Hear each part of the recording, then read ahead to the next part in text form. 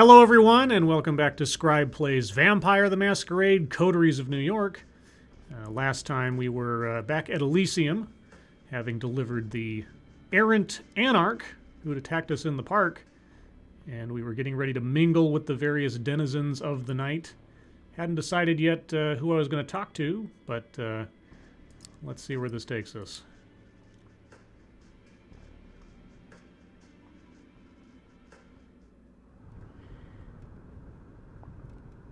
You feel somebody's eyes on you. A casually dressed, plain-looking man stands alone near a column, watching you. He turns his gaze away sheepishly when he realizes you've noticed. Okay, so try to talk to the prince, chat up the man with the glasses, confront the man looking at you. Let's see. I am a self-absorbed toreador who wants to climb the social ladder. Man with the glasses. Well, he's Mr. Social. Yeah, I want to network. I'm going to go up to the man with the glasses.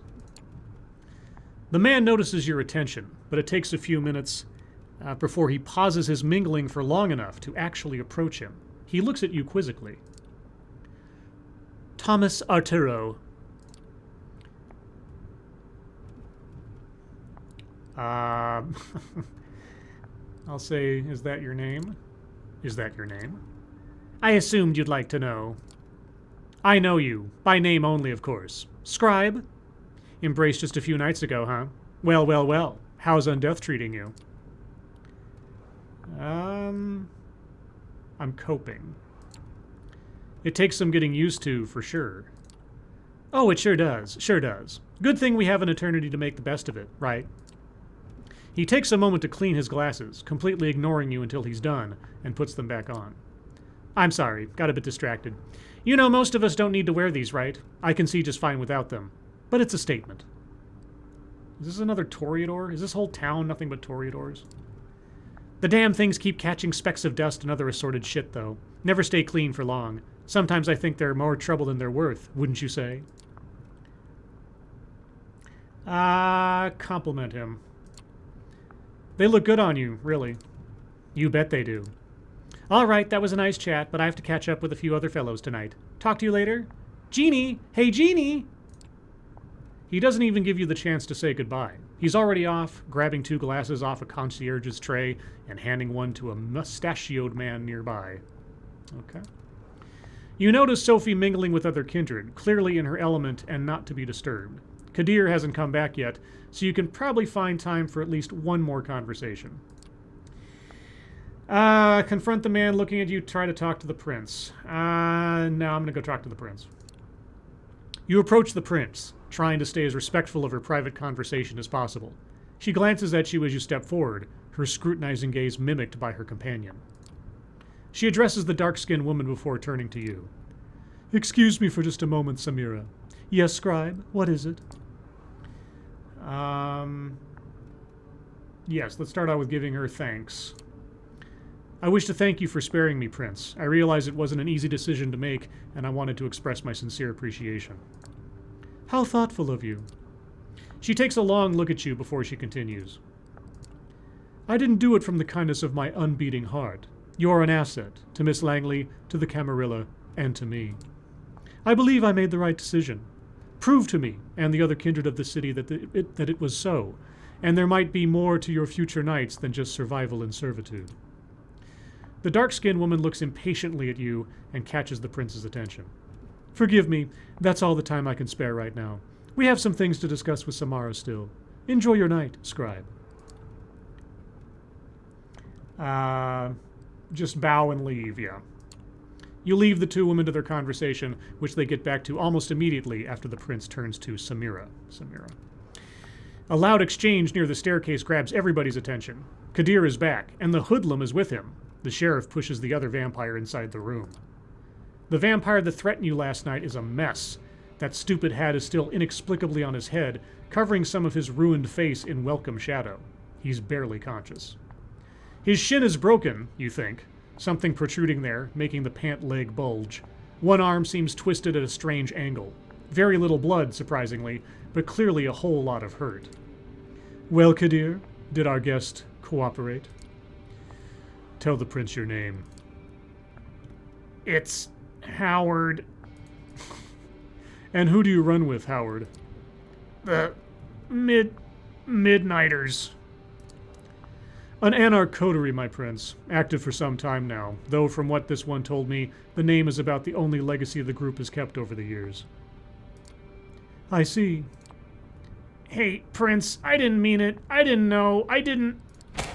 A loud crack makes some of the guests audibly gasp as Kadir's slap dislocates the man's jaw. A spray of blood creates something like an abstract art piece on the floor.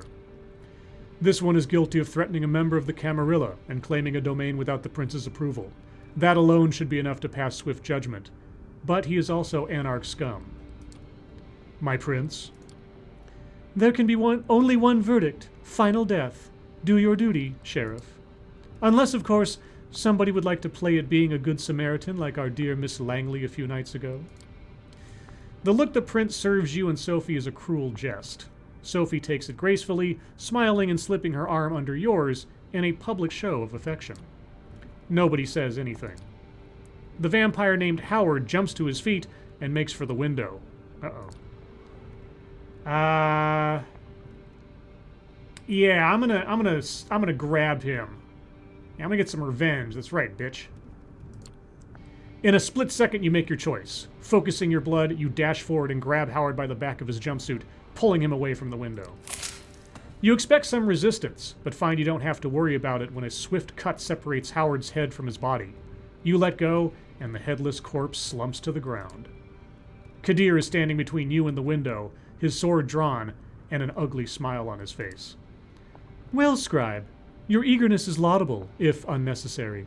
That Howard fellow couldn't have hoped to escape his fate, not facing Kadir's expertise. However, I have made note of the show of loyalty, on both your and your patron's accounts.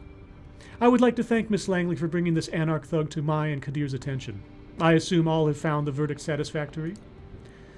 It's a rhetorical question, and everybody here knows it. Then I consider tonight's meeting concluded. Good night to all of you. She steps out of the room, and you see that many of the guests move to do the same. Sophie seems to be conversing with somebody, a serious-looking man in a trench coat, about what transpired. You probably have the time to strike up a conversation of your own, too. Kadir El-Azmai? Did we ever learn his last name? I guess we did. Is still here, for one, but clearly getting ready to leave. Arturo is still here, chatting with the remaining attendants. For a moment you think the man who was looking at you earlier left, but he's still here, keeping to himself in a secluded corner. Well, I've already talked to Kadir. Oh boy. Yeah, I'm going to talk to the man who watched me before, because I've talked to the other guys, made contact. Don't want to overdo it. Let's find out what the sneaky man has to say. The plain-looking guy from before is clearly uncomfortable here and is ready to leave. You approach him as he's making his way to the stairs. So what did you make of this trial? Or good evening, Mr... Oh no, I'll go something wrong. You look unhappy. Is something wrong? What? Besides hanging out with blood-drinking monsters and acting like it's no big deal? No, I guess it's business as usual. Okay. His bitterness is palpable, you don't say. Sorry, having a bad night. The name's Larson, or you can call me Robert. Either's fine. What's your role in this court? So do you have a role in this court, or are you just here for the company? Ha, that's a loaded question. I'm one of Prince Panhard's Primogen. Oh. I'm usually here to advise the prince, but clearly that wasn't necessary, so I guess I'm not entirely sure why I came here tonight. I wonder what clan he is of the Primogen. What about you, though? How does it feel to have had a hand in the same kind of business that could have ended in your final death? No, wait, that's unfair. I forget how new you are to all of this. Not sure if you were paying attention the other night, but when the prince mentioned diverging opinions on whether you should be executed or not, that was me. I was the diverging opinion. Oh. And you were ignored. Yeah. Yeah, that's usually how it goes. Listen, I don't want to be rude, and I appreciate you reaching out, but word of advice, stay away from me. Many vampires in this sect regard my position as Primogen to be some kind of joke, you know. You talk to me, they'll notice, and they'll hold it against you. You have a quick look behind you and see that a few of the kindred keep shooting you curious glances. One woman in particular, a redhead boasting a fanciful hairstyle, watches you disapprovingly. Some of them already do, I imagine. Listen, I need to go. Enjoy your night and all that. With just a single look at the rest of the thinning crowd, he leaves the gallery. It's right about when Sophie also ends her conversation and walk over to you? Maybe walks over to you? Interesting evening, wasn't it? Come, Gregory's waiting downstairs. She seems preoccupied with something and not in a talkative mood. It's an awkward ride back to the city. This time you arrive at another building, just 2 streets across from your apartment. She brings you upstairs through a very nice lobby and a luxurious-looking hall into her domain. Please have a seat. I shall be right with you. You take in your surroundings. The apartment is like a gallery, an old-school smoking room that you've seen in some period piece once, and a nouveau riche's living room, meticulously combined together. Apologies, old habits die hard. Clearly, some stick with you even after your death. She drags on her cigarette and breathes out. Breathes. How is she doing that? Can you do that? What, just suck air into your lungs? Yeah. Oh yes, you might not know. It takes some practice, but you can keep smoking if you'd like. Other things too. Experiment. You might surprise yourself. But I did not bring you here to show off. This is where I rest these nights. That door in the back? The bedroom. Similar to yours. I have servants and bodyguards in addition, of course. I brought you here because I need you to trust me. When I told you before that I needed your best behavior to uphold my good standing with the court, I meant it, but that's not the whole story. I have your interests in mind, too. That's why I've given you your own haven, why I'm trying to teach you how to navigate this new reality. But you need to trust me, or else this won't work. You can come here whenever you feel like asking me something, when you're in trouble, too, though I hope that won't happen often. I would ask you to come here when you wake up tomorrow. I'll have something to discuss with you. Trust needs to be earned. She saved your ass, dude. She doesn't need to earn that. I'll be here wanting to discuss it right now. She doesn't want to discuss it right now. You're the child. You know your place. Okay, I'll come over first thing tomorrow night. I appreciate that. That silence again. There is definitely something on Sophie's mind tonight, but she doesn't seem eager to share it with you just yet. I'm leaving for another visit. Come downstairs with me. We'll give you a lift. A quick trip, a promise that you'll show up tomorrow, and some polite goodbyes later. You open the door to your haven and gather your thoughts. It's exciting, in a way, being dragged deeper and deeper into this secret society and its rules. Whatever Sophie has planned for you, it's bound to teach you more about this thing you have become. You sink into your vampiric sleep with just a sliver of hope. It's a welcome change. And we get the map again, and no other options of anything to do, so rest. Oh. Once more, darkness falls upon the city. You wake up, same as you have these past few nights, in a windowless room. As you pry open the reinforced steel door, you look out the window to see, invariably, a sky bereft of sunlight, and then it hits you. The hunger. For a moment, you let yourself wonder if there will ever come a night when it's just not there. Nope. Given what you've learned thus far, you probably have as much chance of kick-starting your heart with jumper cables. You lock the apartment behind you and head over to Sophie's apartment. You did promise to call on her. Might as well not keep the lady waiting. And hey, what else are you going to do? Call M? She's probably worried. At least she will be once she actually tries to give you a call, which might not happen for a few more weeks, months, if she's busy doing press for her new piece. You could try to track down your sire, if the sheriff hasn't done that already. After all, he did buy your painting. There has to be a money trail, right? But even if so, what would you say to him? These thoughts put you in a weird mood. It's a strange sensation to walk the crowded streets, same as you have so many times before, but feeling so disconnected. All these people, you're not one of them, not anymore. You're a vampire, Kindred, and you need to carve your own path in this strange new existence, one way or another. Appropriately enough, you arrive at Sophie's building, just as that thought crosses your mind. I'm curious. I imagine this is probably not a mechanic in the story or in the game, since they haven't mentioned it yet. But in the rule set that I'm used to, you had to spend blood in order to wake up every night to sort of restart your body. That also made it necessary that you would inevitably have to feed. You couldn't just like sleep night after night and never feed and never spend your blood on anything. I'm guessing that that's not part of this game. A quick word with the security guard and you're let into the elevator. Apparently, Mrs. Langley is expecting you. Of course she is. Is it Mrs. or Miss? You knock and wait patiently as the footsteps on the other side grow closer. Finally, the door opens and Gregory, Sophie's driver, invites you in. You find the lady herself standing by the window, silhouetted against the city's midnight glow. She stares out, motionless, like a marble statue. Oh, a close-up. Wish her good evening. Good evening, Sophie. She doesn't react immediately, but seems to snap out of some meditative state and looks at you with strangely bleary eyes. Yes, good evening, Scribe. I was wondering, when you look out at this city, when you see the lights, hear the hum, smell the rain on the pavement, what do you think about? You gaze out. You thought the city couldn't surprise you anymore. You've lived here all your life, after all. But tonight something feels different. You realize, in this moment, that you have truly changed. Yes, you know what Sophie means. The way she gazed out that window and saw the truth beyond. You do the same. The view is fascinating, each detail absorbing, every angle a new experience. The familiar made sublime. When you turn to Sophie again, she smiles at you knowingly. Ah, so you understand.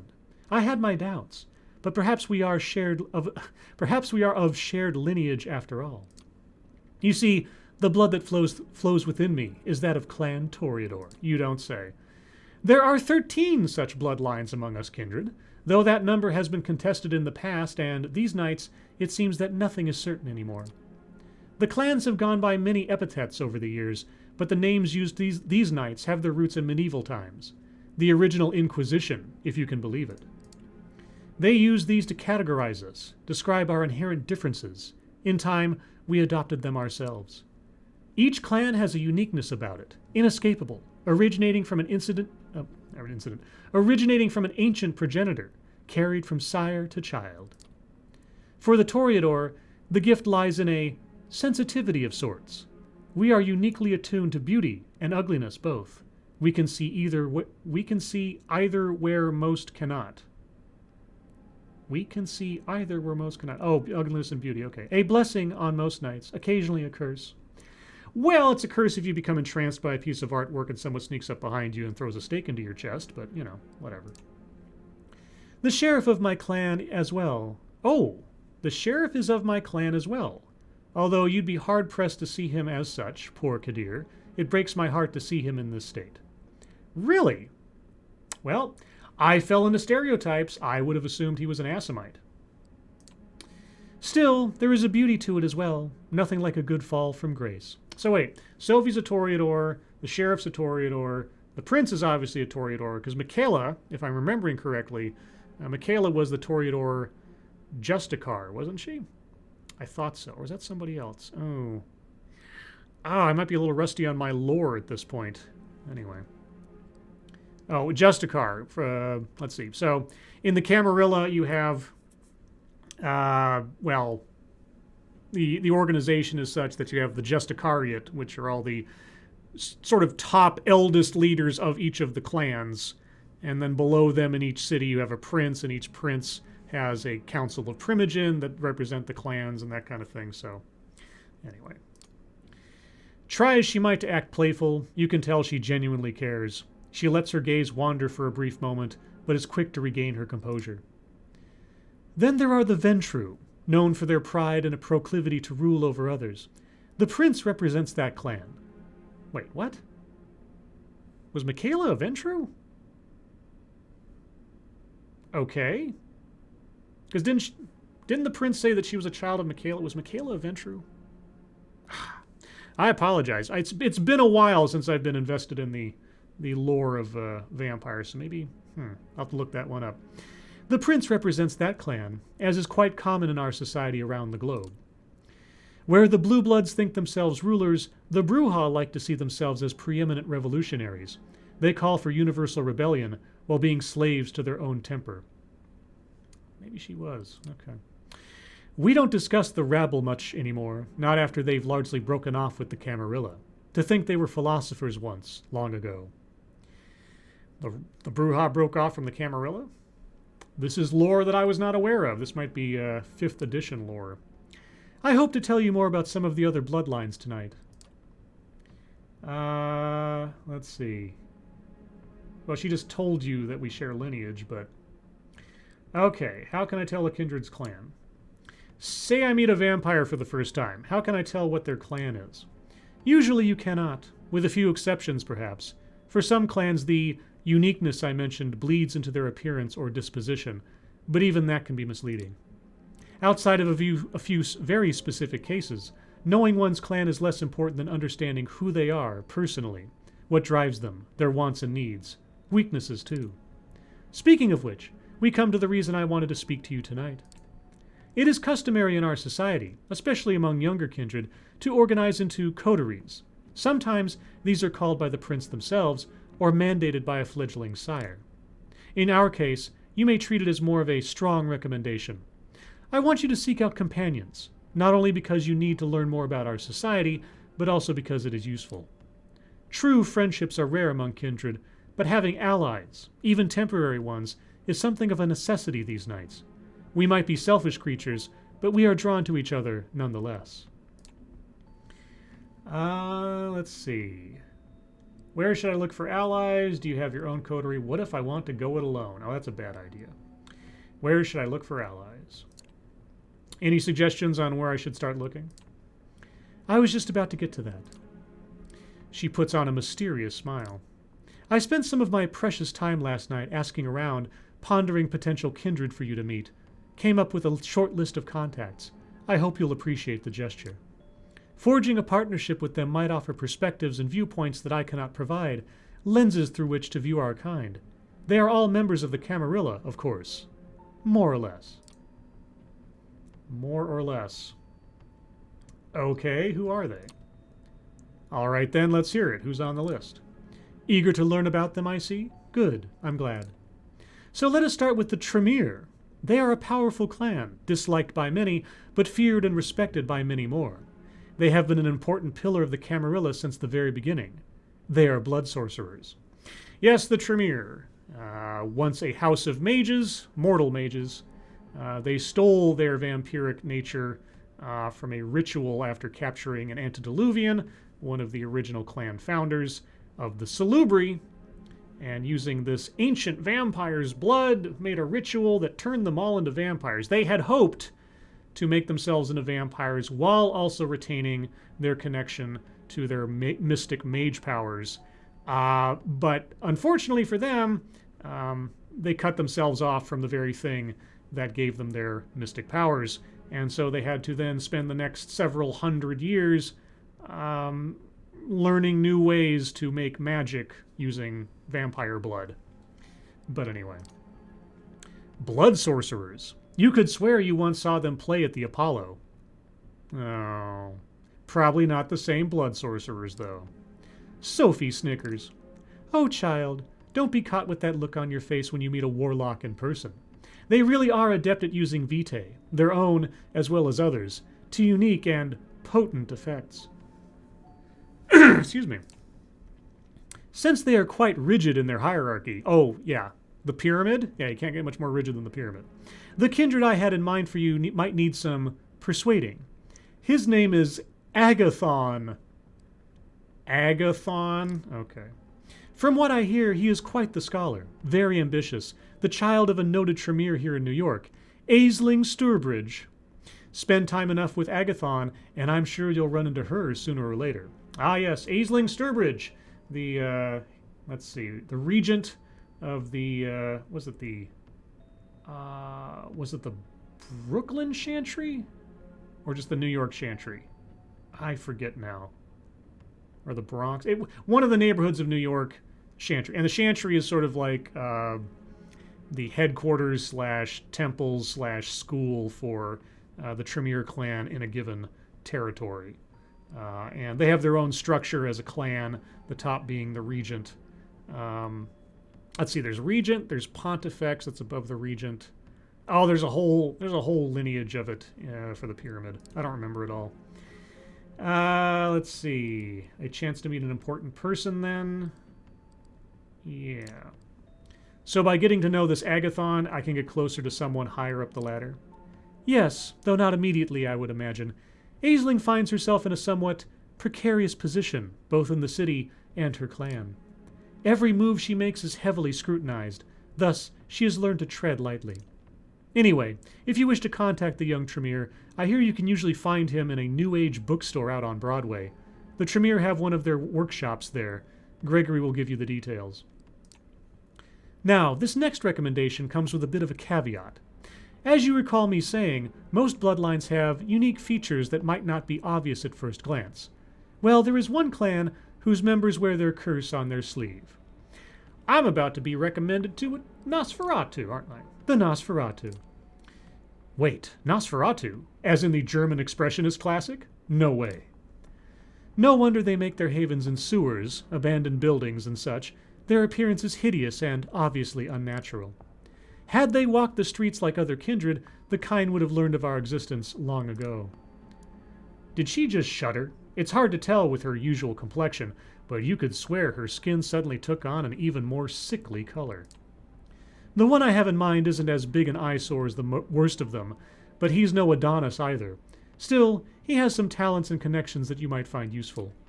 His name is D'Angelo, and he has an office, for lack of a better term, in the otherwise abandoned grain terminal in Red Hook, right next to one of those Swedish stores, the name escapes me, the ones with the awful furniture.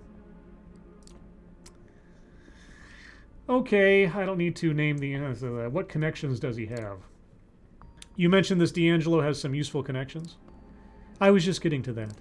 D'Angelo does odd jobs for Kadir, digging up dirt, locating kindred who would prefer to remain hidden, the kind of work the Nosferatu are best at. He's on a case right now, something to do with Kine murders, I think.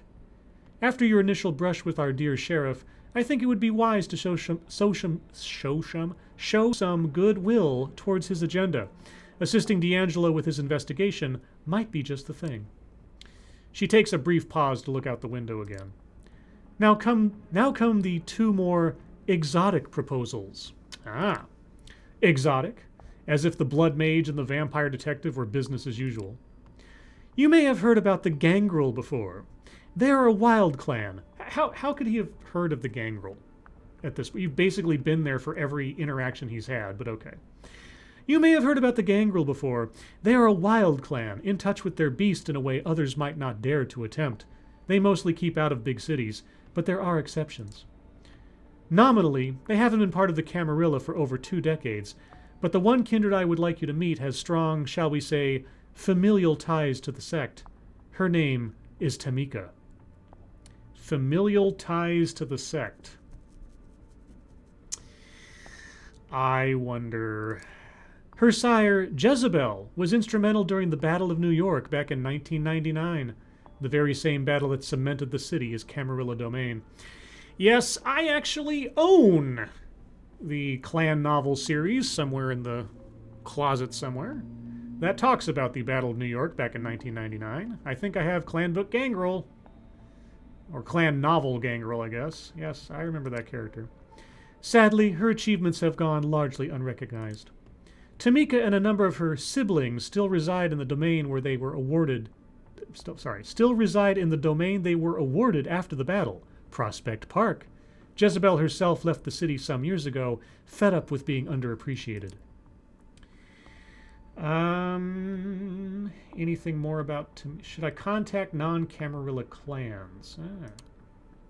I got the impression contacting vampires who aren't in the Camarilla was frowned upon, but you're saying these Gangrel aren't a part of the sect anymore. How does that work? It's not as clear-cut. The Gangrel as a whole have sworn off the Camarilla, but individual kindred of that clan can still hold our ideals. Jezebel was one of them before she became jaded. Besides, their domain in Prospect Park has been upheld by Prince Panhard for all these years, has it not? We consider them members of the sect, and they have, for the most part, kept to themselves. Perhaps it will take a young kindred such as yourself to make them realize where their loyalties lie. So you see, seeking out Tamika could prove quite educational, if nothing else. And who knows, perhaps you will find her temperament to be a welcome change of pace. But speaking of a change of pace, I have one last suggestion for you, though it's one I don't make lightly, the kindred who calls herself Hope. Is it a Malkavian? She's a Malkavian! They are a uniquely cursed clan. For centuries we considered them mad, insane, unhinged, but those of us who spend enough time with them come to understand the truth. It is no sickness, but a unique perception of the world that has them appear to us as unstable, and that perception can prove to be very valuable. Having a Malkavian as your companion might be taxing on the nerves and a true test of patience at times, but their insight and intuition are unrivaled among kindred. As for Hope specifically, she is said to be a recluse, but I have it on good authority that she can currently be found in an internet cafe, I believe it's called, in Lower Manhattan. Gregory has the address. Where did you learn about Hope? One of my colleagues told me about her. He considers her uniquely talented and tapped into the current fads among kine, not something I am personally interested in, as I'm sure you know by now. I take his word for it, at any rate. Well, I believe that's all of them. I still have a few social calls to make tonight, so I'll leave it to you. Use tonight and tomorrow night to arrange some cordial visits of your own. I will send Gregory for you as soon as I have further need of your services. Oh, that reminds me, you will need a car. Join us downstairs, won't you? She smiles once more and turns to her driver. He helps her put on her coat, and the three of you leave Sophie's apartment. Sophie points to one of the cars near the building as Gregory hands you the keys. It's a rather inconspicuous compact car, a decent-looking, if not luxurious ride. Stay safe, Scribe. This is your first night alone. Don't let it be your last. As they drive away, you find yourself with more freedom than you've had for the past few nights. A blessing or a burden? Time will tell. And time will tell as I'll call this one to a close. So I suppose next episode we'll be seeking out a social group of our own and having to choose, I'm guessing, a limited number of kindred from the list to be our friends. Which clans shall I pick? Well, I'll probably employ my lore knowledge as we proceed to see which ones would be most beneficial. But until then, everyone, thank you for joining me. I hope you enjoyed it. If you did, please leave a comment below and a like if you would. And with that, as always, thank you for watching.